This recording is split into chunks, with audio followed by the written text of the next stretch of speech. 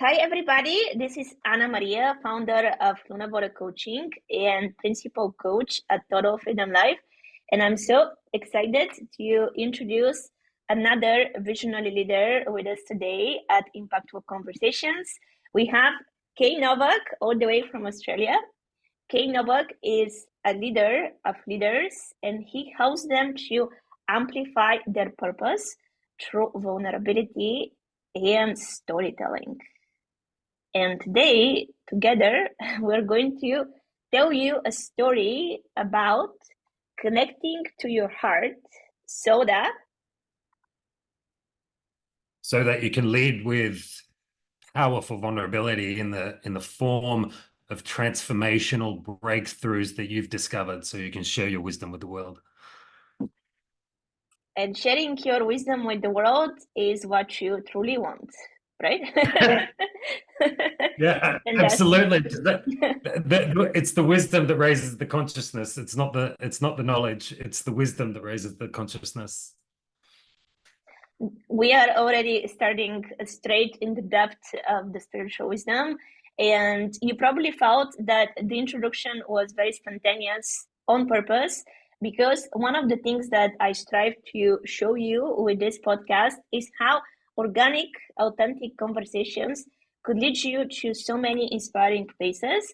And one of the reasons we are here together is to have a conversation while also giving you practical action steps. So if you are in a place where the idea of connecting to your heart sounds very tempting, however, you are not sure how to do it yet, stay tuned, because throughout this entire conversation, we're going to give you multiple action steps, how to embrace purpose, tap into your vulnerability, and, which is very important, also comfortably and confidently project authority and leadership. Boom. That there. See, I wasn't expecting that to come out in that last little bit. Projecting the authority, which with confidence, right? And this is a really super important aspect when we. So I was having this conversation the other day with a client, right? And we were going over the Hawkins scale, and we're looking at all the frequencies of all the different emotions, and all the different feelings, right? And funny enough, where do you think courage sits as a frequency? It's only 200. So it's actually harder to get into the frequency of love at 500. But everyone thinks that courage is the more powerful. So if we perceive what the perception of courage is so strong and powerful, but yet its frequency isn't that high. Mm-hmm. It's an instigator to be able to go where? Deeper into the heart. Because what does courage actually stand for? Heart. It means heart. So our ability as leaders to be certain about our courageous actions is actually the ability to go deeper into our heart, to connect with our own heart, so we can raise our frequency to get to the higher vibration of love, which is how we communicate, by listening and sharing the love that we have. Because to be in a place of leadership, we must have empathy and compassion. Even if you're in a war and it's army against the army, you still need the ability of love to be entangled in all of that, because you have leadership of a whole bunch of troops. And you have to have understanding and compassion of when the other side might go, truce, that's it, I've had enough. And if you were running that army and you didn't have the capacity of the compassion at that point in time, you would completely annihilate them. But do you give the opportunity for someone to join your ranks, or shift their perspectives, or show an aspect of a new way of thinking to change the existence of where they are? Whether it's good or bad, I mean, all things exist as good and bad. We can't have good and bad. The universe doesn't exist without good and bad. We have to understand the bad, the evil, to be able to really acknowledge the good, which in turn is all about giving the same love to both the good and the bad. So inside ourselves as leaders, stepping into that avenue of understanding ourselves, because it's all about witnessing our own journey to discover and this is where so many people get blocked, because as human beings, we're always asking why. That's why science is so prevalent. We're always trying to figure out, why is something working the way it is? Humans are no different. Why did these circumstances happen to me, and what was the reason for that? And until we witness ourselves and see the golden thread in our lives and see that all things are connected, mostly, actually, all things are connected by the recurring inner dialogue that we tell ourselves, because that's what we're amplifying out into the world. And that's the reflection that we see back, and that creates the map and the trajectory of our lives. Then we know that the inner dialogue that we've got needs more love, so we can empower it into the force, the power of what we want to create, rather than be subjective to what the subconscious is creating. That was a download. And it's a very good time if you want to pause the recording and just marinate on the story Kane shared with us. And if you allow me to summarize how I perceived this story, and you made so many great points. And for me, if I am to summarize what you said, it truly boils down to going from destruction that comes from instinct or fight or flight to allowance and acceptance, which comes from an open heart. Yes, 100%. Because if yes, keep going. No, you go. Because because when we understand that everything comes back to heart, which is love, the eternal circle of life is all about love. Mm-hmm. So no matter how we view something in ourselves, or how we view something in someone else, because we have to observe everyone around us, everything is relationships, everything. No matter what form of life that you're in, everything is about a relationship. It is all about, the question should be, are you able, even if you don't like someone, are you able to still give them the same love, empathy, and compassion for who they are on the journey that they have to live themselves, with the choices that they are still making? And are you able to do that without judgment? Mm-hmm. And before we dive even deeper, I would like to reflect here for little bit and unpack together. And again, I want to go back to that dichotomy between destruction and allowance, because everything you're saying, Kane, for me at least, it really boils down to destruction or allowance. And destruction doesn't necessarily comes from weapons and annihilation. It often in our human interaction, it stems from lack of understanding, lack of compassion. I often tell my clients, use energy to build bridges with people versus burning bridges. And it is so easy to burn bridges. And so many times people who have been disappointed in the past, who have been betrayed, or they had all kinds of emotional baggage or trauma, and they shut down and they protect their heart by closing off. So when we unpack that choice of opening yourself to the energy of acceptance, whether it is removing judgment of others or self, whether it is choosing to give someone the opportunity to understand your perspective or even change their perspective, whether it is, as you said, the opportunity to observe and reflect, use self-awareness. All of these choices, they raise our energy, And again, before we continue, going back to the very first point you made, which for me is very important, for those of you who are familiar with the chart of emotions, David Hawkins is the most prominent teacher and researcher of our human energy. And what Kane said in regards to courage actually vibrating lower than love, it's so interesting when you said that many people think that courage is stronger than love because for me, I guess I am living in this energy of love, and for me, love is the most powerful emotion. Mothers can go in fire to save their children. That's speaking of amplification. That's courage to 1000. When we love someone, we're willing to take all kinds of risks. When we love our purpose, courage becomes a part of who we are. And ultimately, again, to give people a few action steps here before we continue, for me, it is very important to start, whoever you are watching this video, really start asking yourself about your daily choices. Really, this is why I always talk about choices.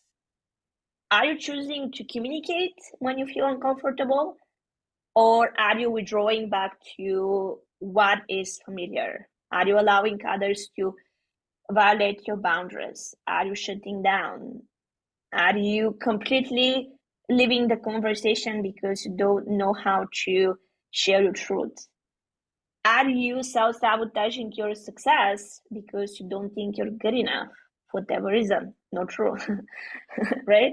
All of these things that happen every single day are points of reflection. And as we continue our conversation, Kane, I feel like it's so important, speaking of vulnerability, for people to really see your journey. And because both you and I, we definitely have a lot of personal personal personal stories of transcending old wounds, and you and I, we have worked on multiple projects, so I am honored to know more about your personal story. And if you're comfortable, could you share with us something that was such a defining moment in your life that no longer being in the energy of love was just not an option for you?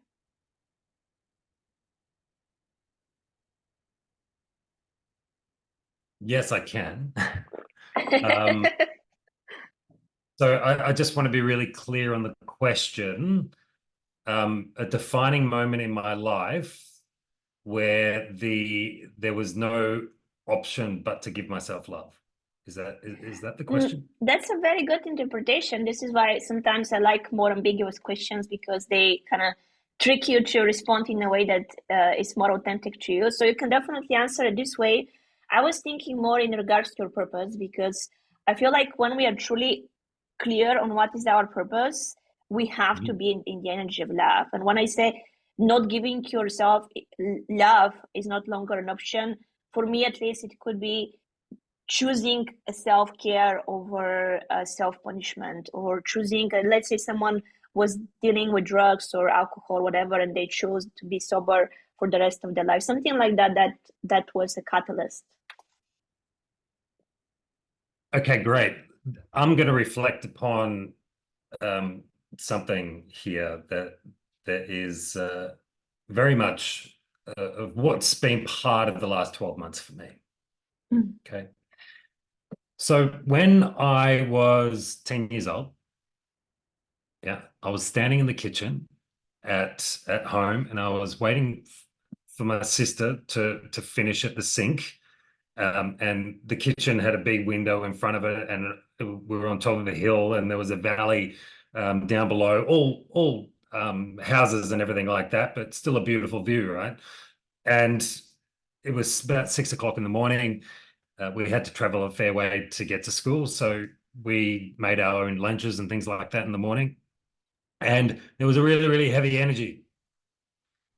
And I was standing about 3 or 4 meters behind my sister, and I could feel the energy. She's 4.5 years older than me, right? So she's a teenager. I'm 10 years old. I'm still, a kid. And the energy itself was petrifying me. But like I was almost frozen before I could say I couldn't even express myself, right? And I was trying to wait for her to move out of the way so I could start preparing my lunch. And I under my breath, I asked if she could just move over so I could start making my lunch. And she spun around with a 12-inch carving knife in her hand, and she lunged towards me with such ferocity. I had to jump back about 1.5 meters. And when I landed, the point of the blade was about an inch from my stomach as I was looking down. And she started screaming expletives that I should kill you, that nobody loves you, everybody hates you, you're so dumb, you're so fat and ugly, you should just go and kill yourself. And it was that moment there that I claimed those words and shoved them into my subconscious. I broke down after that. I ran downstairs. I was uncontrollable in my anguish, bawling my eyes out. My mum was holding me.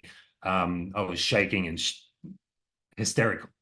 Um, that moment was something that I created my own perception of what that moment actually meant for me, which was the recurring inner dialogue.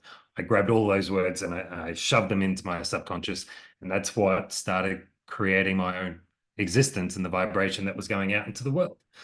And funny enough, about a year and a half later, I got sexually assaulted. So interesting how when you have a belief system of what you believe you're worth, you invite negativity in.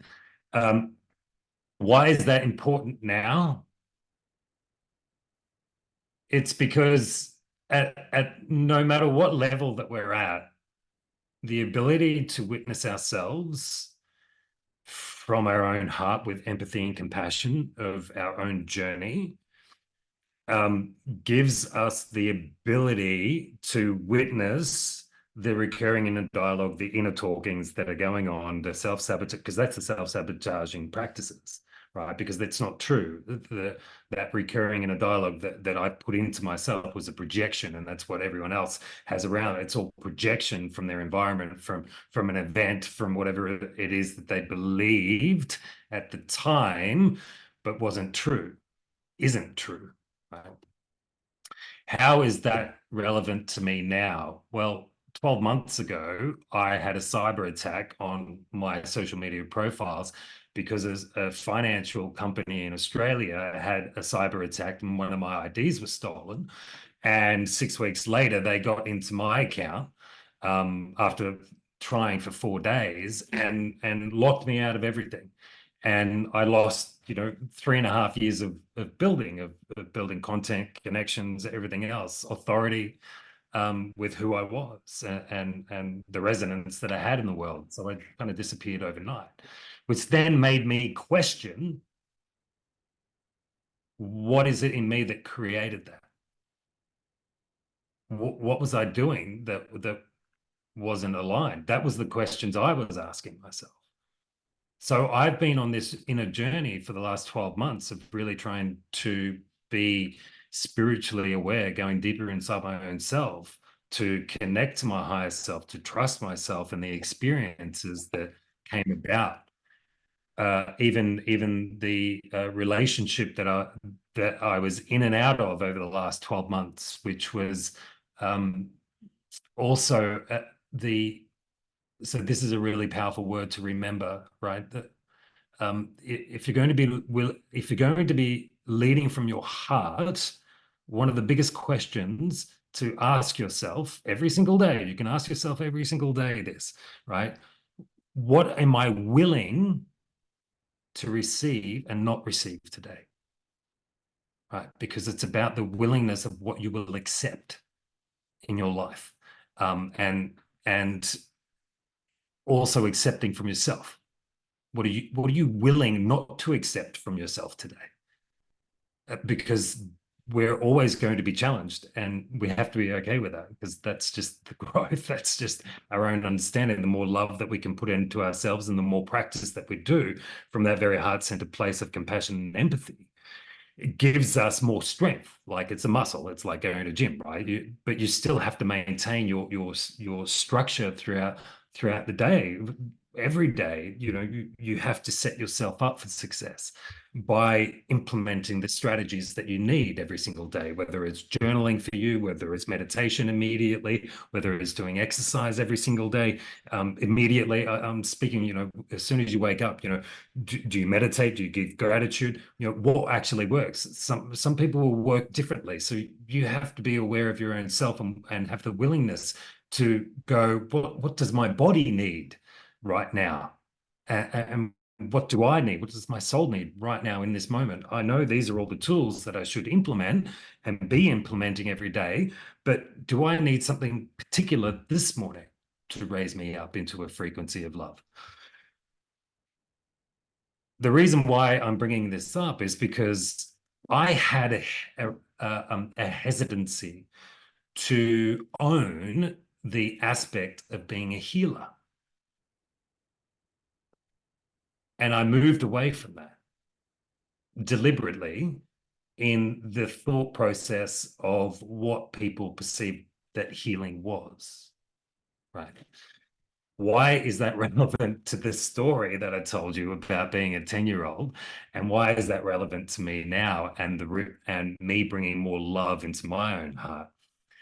Was because the fear that I had, which was part of my recurring inner dialogue, which was nobody loves me, that I'm dumb, that I had to work hard to receive love, which I then thought that if I achieved, I would get more love, which would fill me with love, which isn't true.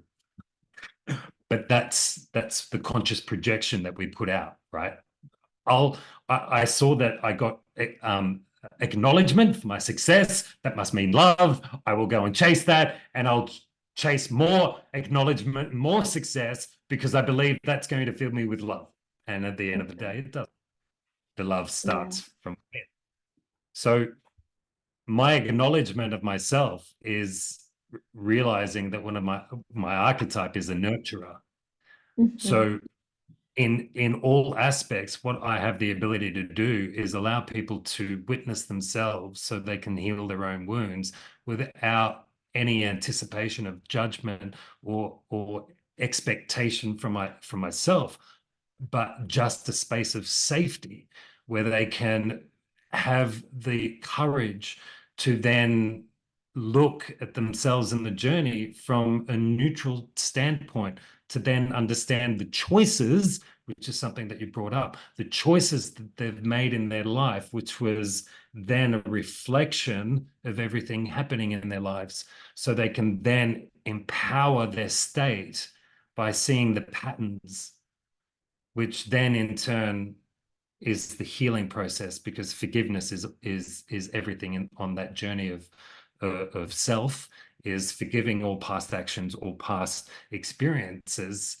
forgiving mostly because forgiveness will change you, it won't change the other person, but you still have to forgive the other person, knowing that they're on their own journey and they had to interact and have that circumstance with you for the growth of your own self.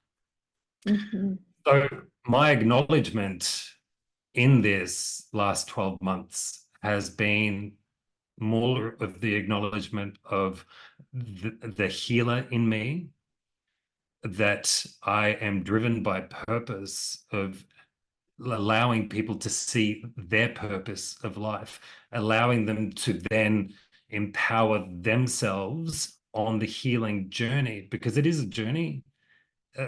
2,000 to 3,000 bits of information per second into our mind is a hell of a network that we need to overcome when we're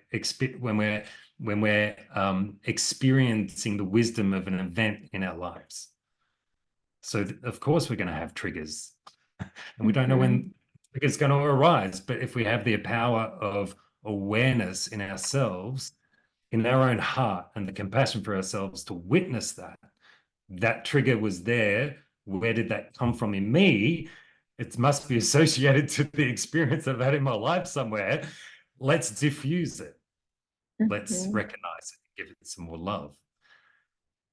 So leading with the heart and being vulnerable, this is me being vulnerable. My journey in the last 12 months has been up and down because I've been up and down, because I've been trying to become more aware of my spiritual aspect, of my spirit being there, and me Mhm. trying to ascend in a better understanding of why I'm here,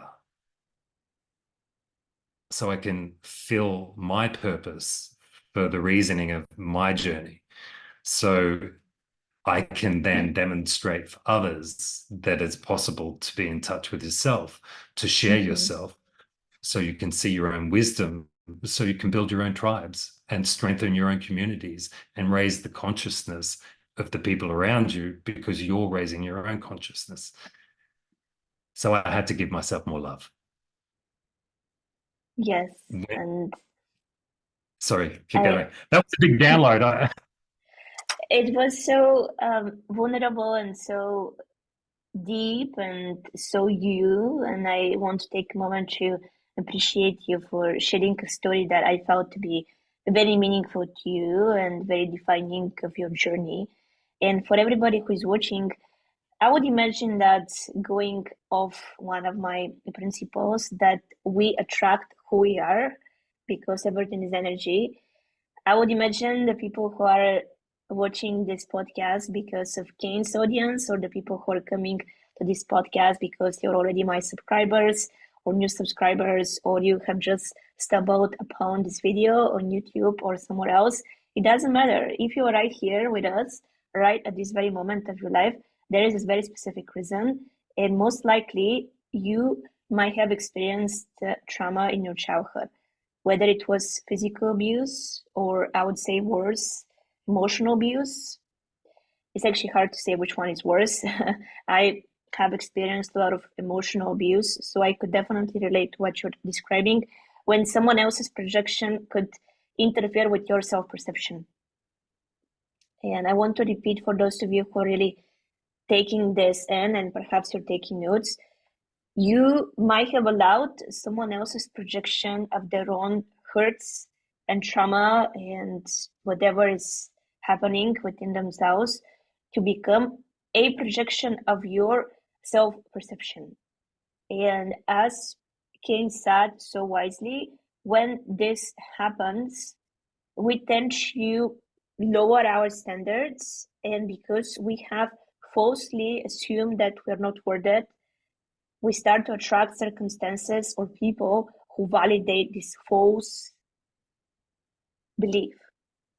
And something else you said that for me is also very poignant in terms of self-reflection, as you were reflecting on the ups and the downs over the last 12 months, the cyber attack and how it affected your image online and how you had to rebuild your audience, your authority, your visibility, and how you were also reflecting on what does it mean for you and what did you do to almost attract it. And because coaching is about reading energy, when you said it, I heard that the way you phrased it, it wasn't about what did I do to attract it from a negative place. For me, it felt more neutral. And for those of you who are watching this video or you're listening to the recording, I really invite you to reflect from a place of neutrality. Neutrality is not positive, it's not negative. It is observation. And really ask yourself, when something happens, is it possible that somehow I might have attracted it because of a limiting belief? And the only exception is when injustice happens to young children. I want to make it very clear that young children do not attract anything. However, all of us here watching this video are adults, right? You are an adult. And as an adult, you have the responsibility to parent yourself. So even though when you were a child, you did nothing to attract abusers, I want you to hear that. You did nothing to attract abuse. You have always been enough, worthy, and so deserving of unconditional love, just the way you are. And if you have ever experienced abuse, it is your responsibility as an adult to let it go through forgiveness and rebuilding of your self-image. Because if you don't, this creates dependency on external validation in the form of financial success, social media success, any sort of validation. And because we are vulnerable with each other today and we are using the energy of the healer, again, I want to remind you that there is the energy of the wounded healer and there is the energy of the wise healer. And Kane is showing us how to step from a wounded healer to a wise healer. Okay? And I want to pause here and I want you to imagine that there are big subtitles on the screen going from a wounded healer to a wise healer. And I'm really curious about your experience because this is something that I have even discussed with clients, coaches. I often work with coaches too and other healers, and they tell me, Ana-Maria, I want to be a healed healer. I don't want to transfer my own trauma to my clients, and I don't want to use them to validate my worthiness. Because sometimes we may feel that satisfaction of being needed by someone, right? And true healing is when you're not needed. You appear, again, the teacher appears when the student is ready, and then you move on when the student has learned their lesson. Okay? So, Kane, I'm really curious about your experience because I feel like most of us who are truly dedicated to coaching and purpose, leadership, however you want to call it, is the same thing. Many of us have started because of our personal journey and wanting to help. I feel like every healer who is a wise healer has started as a wounded healer in the beginning, and hopefully they have learned how to step in the energy of love and a healthy dose of, again, how to put it, a healthy dose of neutrality, which means leading from the heart, wanting to help, and still allowing the course of the individual's free will to take action. Healing without interfering. So what does it mean to you? How do you heal without interfering? It's a really interesting question, isn't it? Because healing has nothing to do with what I do for someone else. Healing is an individual aspect of witnessing who they are and accepting it to bring love and forgiveness and compassion into that experience. So, and you're right, I went into coaching as a wounded healer. I went through a divorce, close to 6 years ago. I fast-tracked my grief in 9 months. And there was evidence at that point that was thrust in front of my face of the evidence that everything that I had implemented into my life worked, right? I wasn't getting triggered. All these circumstances that were happening, and I was like, oh, wow. Oh, look at that. It's working. Deep public humiliation, I guess you could say. There was another family involved, another man and another family broke up. So it became a very public affair because we're same schools and things like that. So no matter where I went, everyone knew my story, right? It was like it was televised on national news, about the whole circumstance of what went on, and everyone decided that they would have an opinion and judgment upon how they think I should respond or how they think they should respond, right? Very confronting. So for me to be able to come to a place of peace and acceptance and give love back to the other person is a huge step, right? But that was the aim. And that's how I got in. I first started mentoring people going through breakup and divorce. And I did it free all over the world through text messages and calls, right? Just gave myself services, right? And that lesson in that was how much we have to listen, because it's not just about the experience, but also cultural aspects that you have to take on board. Mm-hmm. And because cultural aspects are just belief systems creation. Someone created these belief systems, right? And all of a sudden you have to confront those as well. So coming to a place of a wise healer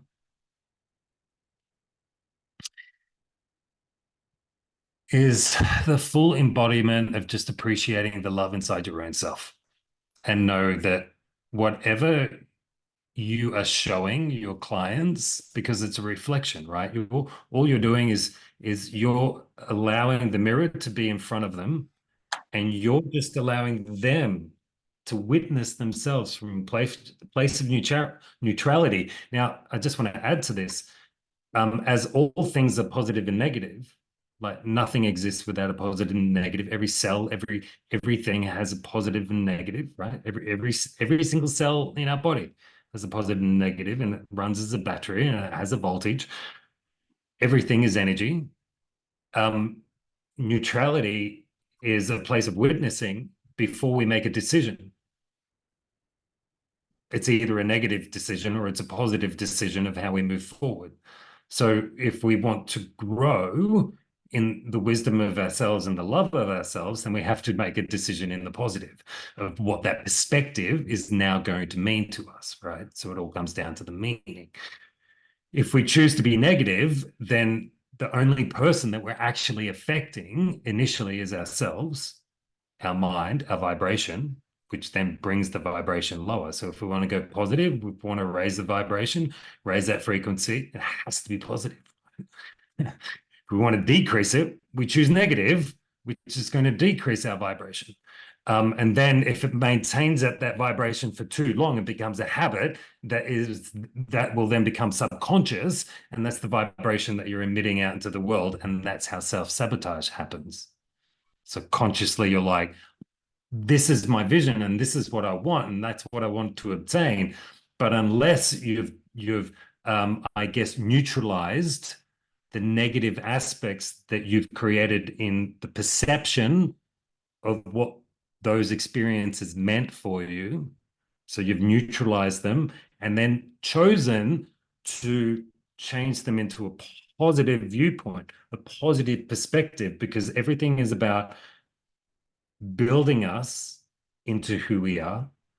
All experiences about witnessing our own lessons so we can then make better choices, to have a better perspective, to have that wisdom.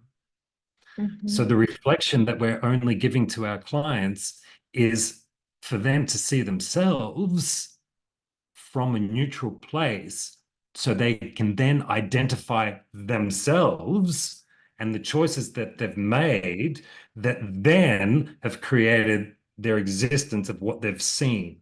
And that because all things are pliable, all we get to do is go, here's some tools that once you're ready to make your decision, because I can't make that decision for you, when you're ready to make that decision that you're going to shift, that you're going to onboard this. And this is a reflection of my journey in the last 12 months too. Once you have the willingness to shift what you will accept in your existence of the moment being present, because it's all about being present, is knowing that you have to defuse all of those experiences of the past, which is only witnessing yourself and choosing to use the power of pliable energy to shift the perspective of what your belief system is.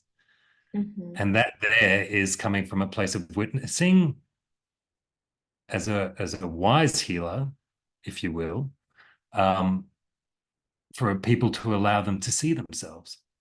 Mm-hmm. And we can only guide. Like, we're not doing any transformations. They're doing the transformations. We're just going, I've experienced my transformation. There's my breakthroughs. I'm happy for you to be in a place of safety where you can Mm-hmm. discover your own transformations. And it's Mm-hmm. always in the history of a story where true Mm-hmm. wisdom lays in your experience. Does that answer your question? Oh, of course. And I just want to pause and summarize your points because you talked about, first of all, how do we recognize self-sabotage? And I would add to what you talked about how self-sabotage occurs when our identity operates from a place of limitation and not expansion. And another way to look at that using a simple language is everything we do, as you have probably heard, is either an act of love or a cry for love. Everything you do is either an act of unconditional love, acceptance, courage, willingness, compassion, forgiveness, hope, joy, inspiration, peace, or it is a cry for love. And this is why in coaching, we often help our clients realize that even their negative compulsions or negative beliefs or negative behaviors are actually showing up with a positive intention, right? For example, I used to experience all kinds of body dysmorphia issues growing up, again, because of childhood trauma, self-image, deconstruction I had to do. And again, speaking of skewed self-perception, having an eating disorder is a very good example of that because you don't see yourself clearly, literally. And one of the things that happen a lot as you're recovering from undereating and malnourishing yourself for so long is that your body craves nourishment. And this is why you actually start going to the other extreme of wanting to eat more. And this is the same principle. We often say that how you do one thing is how you do everything. This is why when people haven't overcome their limiting beliefs about abundance being constantly available, may start hoarding. Similar principle. So to simplify in regards to self-sabotage, even if you find yourself going to your fridge in the middle of the night and eating a whole bag of chips or an entire cake or whatever it is, just a random example, or if you find yourself having $1 million in your checking account and still feeling like you don't have enough, whatever it is, everything is so subjective. $1 million may seem a lot for people who live in a certain place. For someone else, it could be just an average number. So again, everything we experience is so subjective. This is why our self-perception is so important because we create meanings all the time.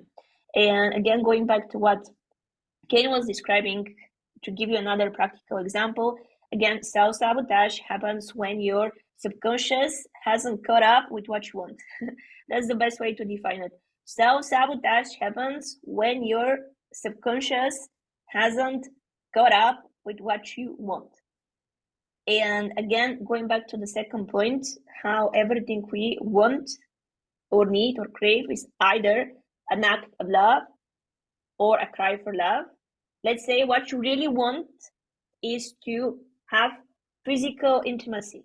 When I say physical intimacy, that implies emotional intimacy. You want to be in a relationship. Again, I'm describing common human needs. So take it or leave it, depending on whether or not this resonates with you. It could be anything.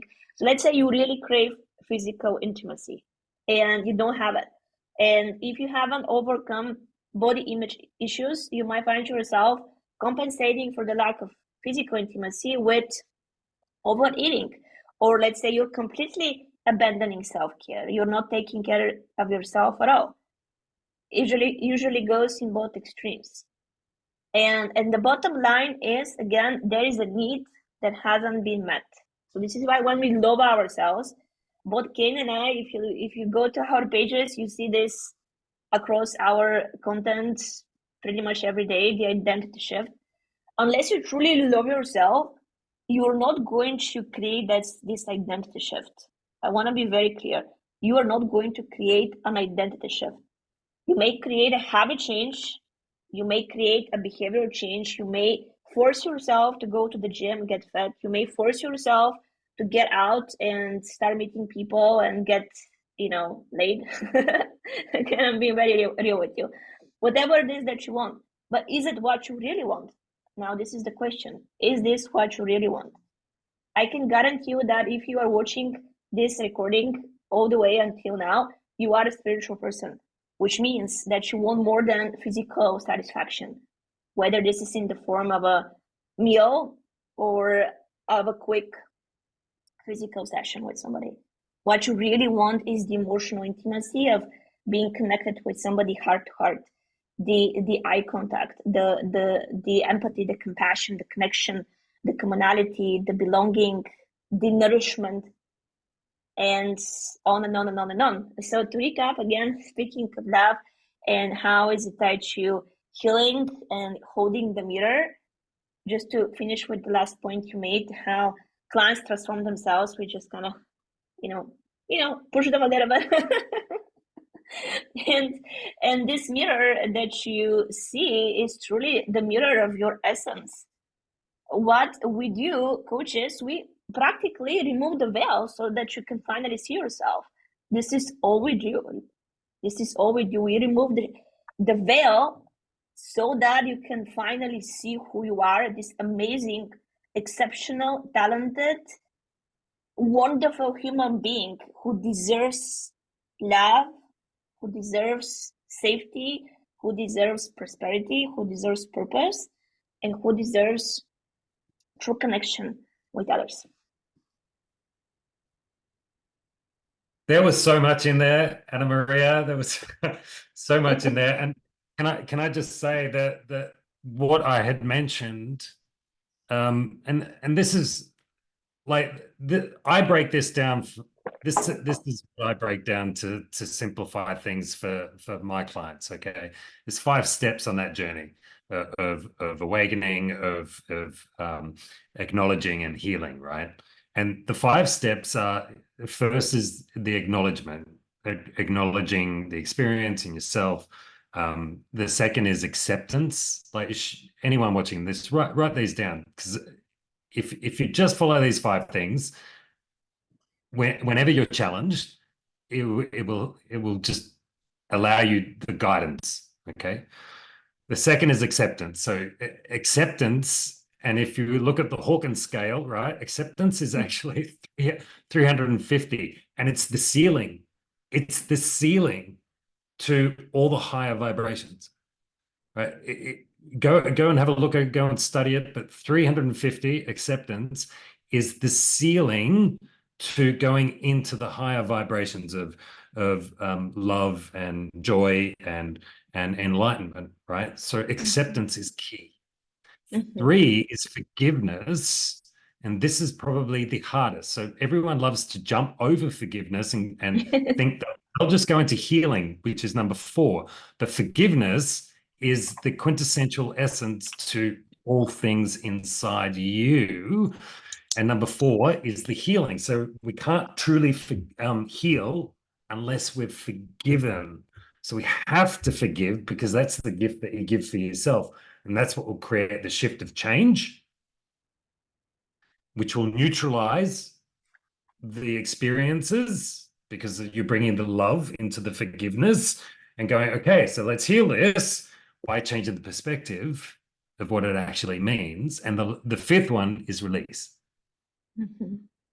I actually was on a podcast, and the 2 guys that were interviewing me asked me, like, because I told them that, And they were like, what the hell is release? Like, how do you know you've gotten to release? And I was like, you'll know when you've gotten to release when you can talk about your experiences from a place of love and joy, and you're not attached to what the initial emotions of that experience was. Yeah. Absolutely. And this is the power of dissociation. And again, everything in life goes in a circle. And if you remember when we started this conversation, or it was in the warm up of this conversation when Kane and I were chatting, and we were talking about associating yourself with the version of yourself who is pure love, and then you start to forget how you could ever be harsh with yourself. How could you ever be damaging to yourself, right? And this is where the magic truly happens. Right now, I speaking from a personal experience, which I also think is important in leadership, I cannot imagine harming myself because I love myself. And of course, there are moments of doubt we experience. However, you can still love yourself and have doubts. Think about it. Of course you can, because doubts and fears, they're just a natural part of our evolution. When you love yourself, you are able to process these emotions in a very constructive and healthy way. And going back to the 5 steps Kane listed that finish with this emotional or spiritual release or cognitive rewiring, if you want to use a fancy term. Ultimately, doesn't matter how you want to call it. You either feel it or you don't. And that's the best part of being in the energy of transformation, when you don't have to justify how you feel, or you don't have to think about it, or you don't have to do anything. That's for me has been the biggest pinnacle of my personal growth, because I feel like in the beginning we have to do all these things. We have to do the journaling, we have to do the conditioning, we have to do all kinds of things to get us in the state of being this way. And then the next step is you become. And then you can still journal. I love to journal because I'm a writer, and it's something that I enjoy doing, but that's not the reason I feel this way, right? So to finish this very inspiring podcast, because as you can tell, Ken and I, we can talk for like 10 hours and still have a lot to say. I hope so. I hope you'll be with me. And because the 5 points Kane made are, I feel like they're such a great summary of today's conversation. They give you very, very practical ways to integrate what we talked about, especially as he said, the forgiveness part. Don't rush through it. Take time to fully forgive yourself. And also forgive yourself for not always forgiving yourself, okay? You have permission to forgive yourself for the moments when it wasn't easy to forgive yourself, or it wasn't easy to forgive somebody else. Forgive yourself for not forgiving. And if you're not able to forgive yet, forgive yourself for not forgiving. It's all about the intention. It's all about the willingness. And again, as Kane said, and I just want to repeat that to give that boom finish line, release. Release expectations, release the need to rush, release the need to be someone else, release the need to be someone else. You are amazing. This is Ana-Maria from Luna Voda Coaching. Again, this is Kane Novak. Follow him on social media for daily wisdom, just like what you experienced. You're so loved and you're so special. And we hope this podcast brought you the good vibes, because they're the most essential part of healing. And if you learned practical action steps that are going to propel you forward on your journey, comment down below your top 3 takeaways. And of course, share this interview with others so that together we can share more love with the world. Thank you so much and have a great day. Thank you, everyone. Keep the light inside your heart and vibrate at that space. Take care.